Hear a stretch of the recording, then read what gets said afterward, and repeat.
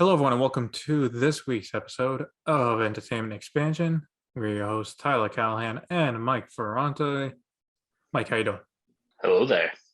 General Kenobi. Yes, that is how I'm doing this week because we finally get to talk about a very near and dear Star Wars show to our hearts and all of our hearts all around the world. Yes, we are talking about the Obi-Wan Kenobi show. Well, it is near and dear to everyone's hearts, clearly, because it is now the biggest debut on Disney Plus. So people are watching. That's what I like to hear, and for good reason too. I mean, definitely. The people are not watching. They're not going in, and they're not getting Boba Fett. Let me tell you. Correct. So I will say it's not like high level of where Mando started yet.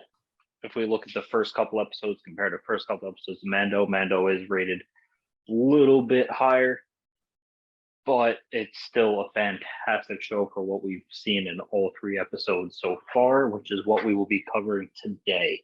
Yeah, first three, because well, it's a limited series. I mean, it's basically, obviously you have all these high-end actors coming in. So there's only 6 episodes. We're already halfway through in 1 week, basically, based on how they released it. Which, hey, I don't mind. So yeah, first 3 episodes. And to go to your point about Mando, I think, depending on how they finish this series, I think this could end up better than Mando for the fact that this is very much a slow build. Like, it is building up. And at least Mando for the first season was kind of like anthology episodes, like up until like toward the end, it was kind of just individual stories. Yeah. But let's get right into it. Kenobi, 10 years after episode 3. He's on Tatooine, obviously in exile. And Ian McGregor kills it as Obi-Wan. He has not missed a beat. He plays a broken man who technically does steal, but it's defeat is I guess his version of a horse. I don't know what it's called, but yeah. And probably a little bit of himself too. But yeah, we're really getting into the details of how Obi-Wan Kenobi became Ben Kenobi, which we can see is not an easy route because it seems like he's been kind of in his own solitude for the past 10 years. That's where we get introduced to him. He kind of cut himself off from the Force. I don't want to say completely, but pretty close. Yeah, he definitely does not willingly. Well, actually, I have a question for you. Does using the Force count when he's trying to contact Qui-Gon? Does that count? I guess he's attempting to, but he's really close. Like, he's attempting, but like, obviously, if they're kind of half-assed attempts because we're going to jump. Yeah, we're going to jump a little bit ahead here, but the first time we really see Kenobi use the Force is in episode 2, where he has to save Leia, and that looked like it was a struggle for him to do. Well, if it's legitimately the first time in 10 years, yeah, it's would make sense. So to say he's a bit rusty is an understatement. Yeah, he's rusty. It's good you brought that up because they actually show that he's rusty in just about every skill in the first 3 episodes. So he has a first, hand-to-hand combat. He does kick their ass at the end, but he does get beat up a little bit at the beginning with just 2 regular thugs because he's not used to hand-to-hand combat anymore. He hasn't fought. Correct. Using the Force, using the lightsaber. He's just overall, he's a weaker man because he hasn't kept up with training because he's in exile. He has no friends. I mean, the only person he has close to a friend is Uncle Owen, who kind of hates him. Yeah, who just roasts him all the time. But I mean, I guess you got to call Uncle Owen a friend because he kept his mouth shut when he was faced with certain death. Now, even with the threat of the family too, like, I'll kill everyone on your farm, then I'll kill you. But does anyone know of a Jedi? And he kept quiet. But is that really? When I saw that, I was like, is that really doing him a favor, or is it doing his family a favor? Because he knows Obi-Wan is there. He's there for Luke, and he knows that Obi-Wan will do anything to protect Luke. So, like, in a self-serving kind of way, he knows his family, at least until he's of age, his family is guarded by one of the last Jedi. Why would you give up your only defense, really? Because to be fair, if anything happened to Uncle Obi-Wan would come running too. Yeah, luckily Even he on the was. basis of Luke needs a father figure, he's gonna come Yeah, running. I mean, he kind of did because we saw exactly what happened after Uncle Owen. We witnessed that. Yeah, He was burnt to a crisp and was like, "All right, well, you don't need them. Come with me here, pal. yeah, basically. Let's take you on a space adventure." So you could say Uncle Owen was the one to be roasted in the end. I'm not saying Uncle Owen should be complimented for standing his ground, but I also don't think it's completely out of the goodness of his heart. I think it's to help Luke and overall just keep the family safe for now. Oh, of course. Because obviously you can't trust an Inquisitor. They say they're going to give you a large reward. It's going to be like $2. Could be. Largest reward is your life when it comes to the third sister, because she's killing everybody. Yeah, let's talk about the Inquisitors, because up to the end of episode 3, they are our main villains. Third sister, you have Grand Inquisitor, and who's the other one? Fifth brother? Fifth brother, and I'm trying to not remember who the fourth one is. Oh, the one with the tentacles lady? Yeah. Yeah, I mean, she doesn't really say much. No, she doesn't. She's got a couple lines. I don't even know if they mention her by name in the Third show. sister. So. Now I know the actress and the character of Third Sister as itself has been getting a lot of hate on social media the past week, which I think is unfair. But I will say, as a character, she didn't interest me much until episode 3. You mean 2? No, 3. Hmm. She reacted pretty aggressively to seeing the rebel symbol caved into that wall, and I'm wondering why. Yeah. And also, we're not exactly clear on why she wants Kenobi so bad. And I hope that it's more than just, I want to please Lord Vader. Like, in episode 3, I'm seeing glimpses of a deeper character here who might have had a history with the rebels, who, obviously with the opening with the younglings being murdered, obviously we think she's a part of that. Correct. Like, there's a deeper character here I want to know more about, because if she is just straight up angry lady who wants to please Lord Vader, it's a waste of her talent. And it's a waste of the show. Like, if there's if she has inner conflict about what's happening here, I hope the second half shows that. No, I think there's a bigger end goal. I hope so. I really do. I mean, it's kind of a stretch, but what if she was getting close to Vader just to kill him?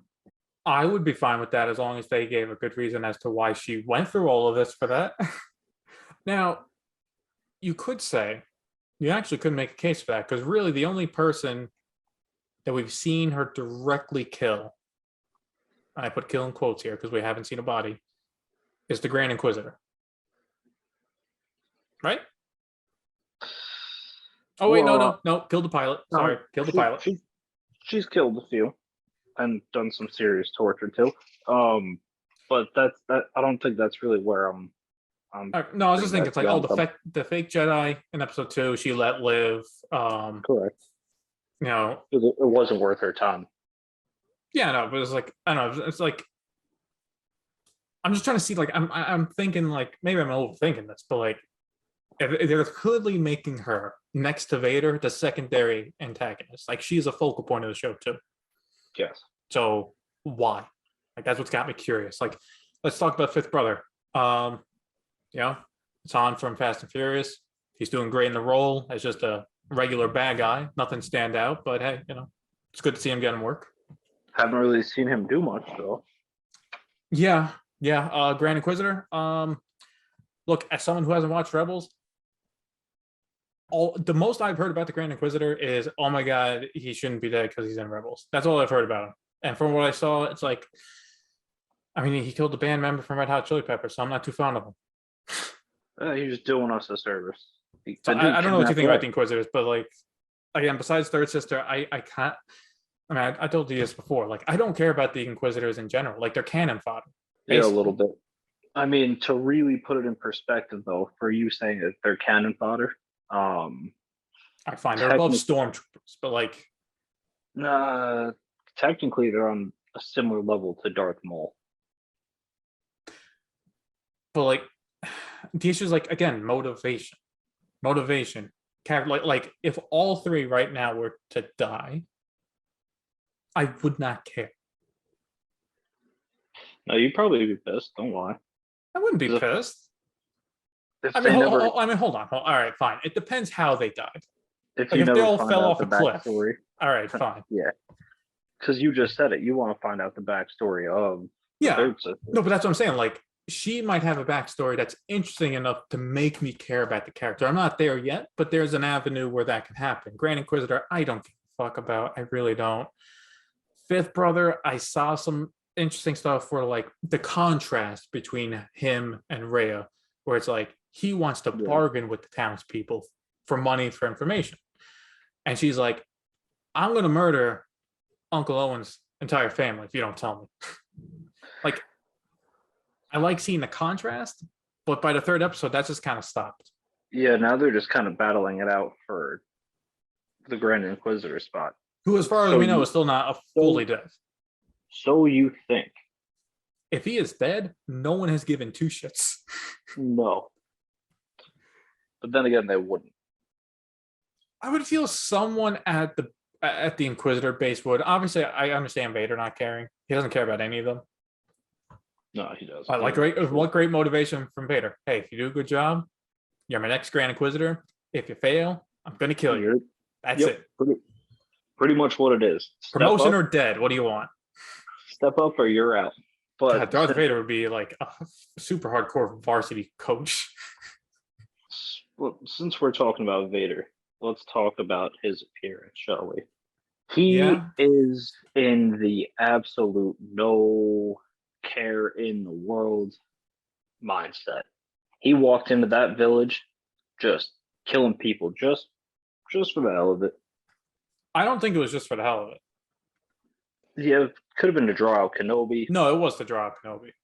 I think it was. I think it was because he knows Kenobi is too good natured at heart. And he saw from the droid that there's confirmation he's at least on the planet. And look, you can sense other people through the Force. They've kind of established that throughout time. So Correct. you're telling me super strong Force user Vader does not sense Obi-Wan 2 blocks down?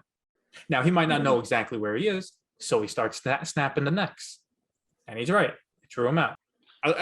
That's what I'm thinking. Now, you're right. He doesn't. I don't think that's what drew Obi-Wan out. I think once he saw Vader, he was like, Vader's going to sense me. He's going to know exactly where we are. I'm putting Leia in danger by being with her.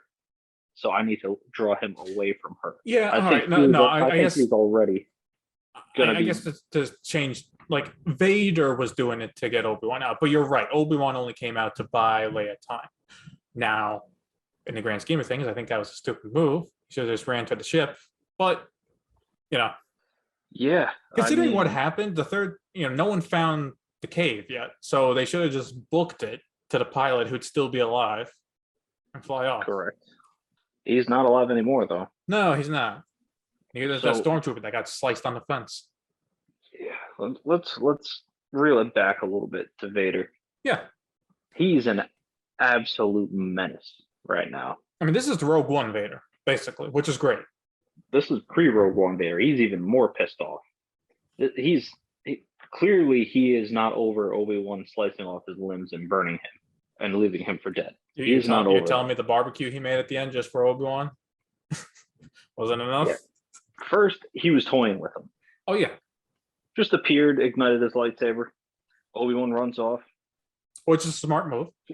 Turns off his lightsaber, reappears, starts fucking with Obi-Wan, one-handed, just pretty much owning him, taking control of the combat the entire time. And I do see where they're talking about how they're a little bit more aligned with the original trilogy's lightsaber combat. Like it's a nice mix between the two. It's not as slow paced as the original trilogy, but it's not prequel sped up. Yeah, like it's super intense. So I do see where they're coming from with that. And then when Vader's like, all right, I'm good. Let me just knock this over real quick. Oh, you like that? Fucking force grabs Obi-Wan, throws him into the fire. He's like, oh, yeah, just so you know, I could have grabbed you at any time, but, kind of bored now, so. Yeah. Just really proving Vader's might at this moment. Mm-hmm. Which is good, because at this moment, he should basically be the Terminator of the Star Wars universe. He cannot be stopped. You can slow him down, but you cannot stop him. You cannot kill him. Yeah, I don't want to say he's reached God mode yet, but he's getting damn near close. This is Vader Prime right here. And honestly, respect to Disney and Lucasfilms for actually like not hiding away. Like obviously we grew up on the prequels, so obviously now we're accustomed to having a darker shows and all that. And they don't hide away from the neck snapping at a kid. You see that head tilt in the wrong direction. The stormtrooper getting cut in half. Half of Obi-Wan's arm is distinctly burned now because of the fire. Like they actually do focus in on him screaming in pain in the fire. They don't cut away to Vader or to a random stormtrooper. They actually show a bit of violence, which I respect. Yeah, you got to respect it. I mean, granted, I wouldn't say this show was more marketed towards kids. No, it's marketed toward us. Correct. Absolutely. It's marketed towards the people that grew up on the prequels and gave it the love that it deserved. Look, they're not stupid. I saw clips from Star Wars Celebration where they premiered the show. Half of the actors are doing the memes. They know their audience. Yeah, which brings us to another point. This is why the prequel trilogy and just anything prequel related is top tier. Because the Kenobi show was out for less than a day. I think it was the trailers. By the time the first real trailers aired, we had our first Kenobi meme. Uncle Owen is now a fully certified Star Wars meme. And that is the greatness of the prequels. Oh, and then the other meme, obviously, is Obi-Wan looking through the binoculars and then just moving it down, seeing something else every time. Like, it's great. Yep. Classic. But yeah, no, you're right. It's like... I don't know what it is, but like, I think because even the bad stuff in like 1 and 2, like even at times it's fun. It's fun, which obviously the originals are always a good time, but they're just a bit too old. And then the sequels, they're not fun at all. No, they're not. It's like someone drained the life out of Star Wars. Well, when you're crapping on all over the OG characters and you don't build up enough new ones to replace that with excitement and fun, you got nothing. But the prequels is right in the middle there where it's like, you know where the story's going, but everyone's having a good time. That's correct. But actually, one downside, one thing I had to nitpick on the show, and I tried to not let it bother me too much at the start of the fight, but toward the end I was getting annoyed, is I guess now the first fight between Vader and Obi-Wan, because at this point now, since they already met up, there's got to be a big finale. Correct. I don't know what they were thinking in designing the area, but they didn't do a good job like hiding the fact that, hey, this is just like an old construction yard. Like I saw the background with the cranes and the sand. I'm like, you couldn't make this Star Warsy enough. Well, maybe Star Wars universe has cranes. I'm sure that maybe. I just felt like, come on, like these are lights to warn airplanes, man. They couldn't change it up. Yeah, it's just the framing and the background of that fight. Like the fight itself, the fire and all that, that's great. But then like Obi-Wan like bobbing and weaving through like piles of sand, like big piles of sand. I'm like, is this a quarry? It might be. Like, which is fine. If that's where they got to film, that's fine. But then CGI it up or bring in some practical decorations to make it look like Star Wars. That's all. Which is weird because the town that he ran from fit perfectly in Star Wars. It's just as soon as he left the town, it's like, and here's a student film on Star Wars. It was a pretty good student film. It was. But since we're nitpicking, I do got to nitpick some myself. Sure. I think you know where this is going. I haven't mentioned it well, yet. we haven't talked about one character yet. Yeah. We're going to talk about everyone treating a child kind of like an adult. Who no one can catch. So many people. And no one can like out talk. They all just kind of get entrapped with, oh, okay, I see what you're saying. Yep, I'll do that. It's like, wait, well, hold on a second. Yeah, wasn't like episode 2, she's giving like Obi-Wan like wise words of advice, and it's like, you're 10. Yeah, and the fact you're that 10. episode 3, she kind of led her way into the village. She was on Who Got the Ride and talked her way, went through the whole scripts and imprompts. All right, to be fair, getting the ride, I'm fine with, because it had to show how much Obi-Wan still distrusts people, which I thought was fine. Correct. But yeah, like the final episode when her and the rebel are running through the hallway. Mhm. He's gonna need your help. I can make it on my own. I'm good now. You can go help him. He's gonna need it more than me. It's like, nah, I gotta protect you. No, I'm good. See, like I'm gonna be right there. You go ahead. And she's like, yeah, you're right. All right, let me just leave a child alone.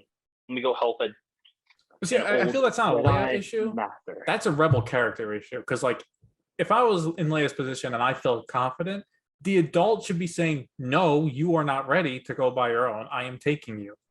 Like Correct. the fact that the rebel lady is like, I mean, we're almost there. She could probably make the rest of the way. She doesn't. I mean, technically she did. It's just wasn't the pilot that greeted her. No, it's not. Like her first question. Are you the one I'm supposed to meet? With a dead pilot in front of her. I can see you're not the best detective here, Princess Leia. Hey, they said she's gonna grow up and be a fighter, not a detective. That's true. She was a fighter. So let me ask you this: where do you think the show goes from here? Well, my mistake was I didn't catch the end of episode 2 properly because I didn't know like the ship they were on had a predetermined course. So I kind of thought she'd be back on Alderaan already in this episode, and then we switch gears to something happen, and so the second half of this series occurs. Clearly, she ain't going back to Alderaan until the end of the show. Correct. So let's see. Obi-Wan's down for the count for now with a burnt arm. So clearly, next episode he's got to be healing. Tank. He's going to be he's back tank, whatever, something to heal him.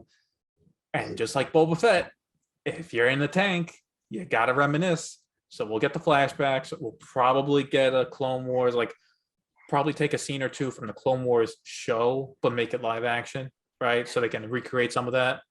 I'd be down for that.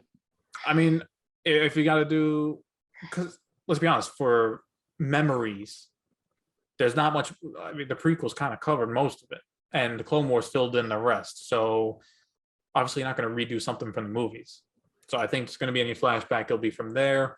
Personally, I think Vader let Obi-Wan go because he saw the shot off and the robot. So I think he's going to be hunting down the rebel group that is helping Obi-Wan. He gets the benefit of fucking with Obi-Wan and killing a few rebels along the way. Now, I don't know what happens in the final fight. Obviously, Obi-Wan wins the final fight. Or escapes. Or enough to escape. Like he damages him enough that he can run off safely. Obviously not going to kill him. I mean, the biggest thing I don't know is what happens to third sister. Because she ain't in the originals, so she can be easily killed. Oh, she's going to die. And it's going to be Vader. Yeah, I'd agree with you there. If she does die, it is Vader. Obi-Wan ain't going to kill her. Yeah, he already said it. You fail me, you're going to die. Well, I can tell you one thing. I've seen episode 4. At some point, she failed him. Just using some detective skills here. She gonna die. What about fifth brother though? He survives. Okay. Because he's in Rebels. Oh, he does. Yeah. Okay, and then I take it then Grand Inquisitor, obviously, since he's in Rebels, he'll show up at some point saying, "Hey, Rhea, what the hell?" Actually, he could be the one to come back and kill her. He could. I mean, because we got no update on him in this episode, as far as we know, he's just hanging out in that warehouse, bleeding out. No, he's not bleeding out because lightsaber's cauterized. Yeah, it's true. Burns that fast. Yeah, makes you wonder how Qui-Gon died. Oh, speaking of Qui-Gon, obviously at this point Qui-Gon is coming back in some shape. Does he come back in the final battle? Like it's looking desperate, like Obi-Wan, he's got his training back, he's starting to kick ass, but then obviously Darth Vader, he's too strong. He reaches out for Qui-Gon and he gives him the assist. I think probably episode 5. Okay. I'll be back. So you think less of a battle, more of they have a heart-to-heart talk? Yeah, and then he goes into battle. Training.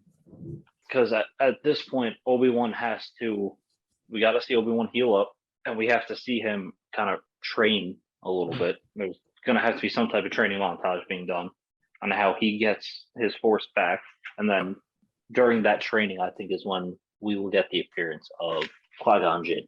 Yeah, that makes sense. If it's not the battle, that kind of makes sense because I feel like Qui-Gon's going to happen before. Like Qui-Gon's not going to be like the last 5 minutes of the show. No. I guess then my last question on what you think for how the show wraps up is, we started the series with Obi-Wan clearly a broken down man who has shielded himself from everyone. Well, obviously he still needs to stay on Tatooine for the next 10 years until episode 4. Do you think we'll see him in a more peaceful place mentally? Believe so. Okay. Like he's not obviously going to be traveling planets, but he'll be around Tatooine, maybe make acquaintances. Because obviously he's still got to stay and protect Luke, but he's not going to be living in a cave with his alien horse for the next 10 years waiting it out. Correct. He's going to get a house because he has a house. And well, yeah, all right, fine. I mean, small upgrade. Correct. Wonder if Uncle Owen gets him that house. I doubt that. I mean, maybe that's what all that meat he's stealing for, is to sell it back to the company and get a house. I mean, I hope I see Obi-Wan in a better place. Because as much as this is a great show so far, Jesus, it's depressing watching him like this. Well, yeah, because he's at his utmost. Oh, no. It makes sense story-wise for him to be it. It's just you don't like the performances are so good. Like it is sad to see. Like this is where he's at. Yeah, that is one thing that we didn't really talk about yet, is performances so far in the show have all been pretty good. Yeah. I don't think really even Leia, like the issue, like how smart she is, that's on the writing. Her as like a kid Leia, she's got the sass down 100%. Oh yeah. Like as a kid Leia, the actress is killing it. I agree. But as always, those were just a few of our thoughts on how the Kenobi show is ramping up. What we want to know is what your thoughts are. Where do you think the show will be leading into? Do you think we're on the right track? As always, feel free to let us know at Entertainment Expansion. Check us out on Instagram, Facebook, and YouTube. Thank you for listening.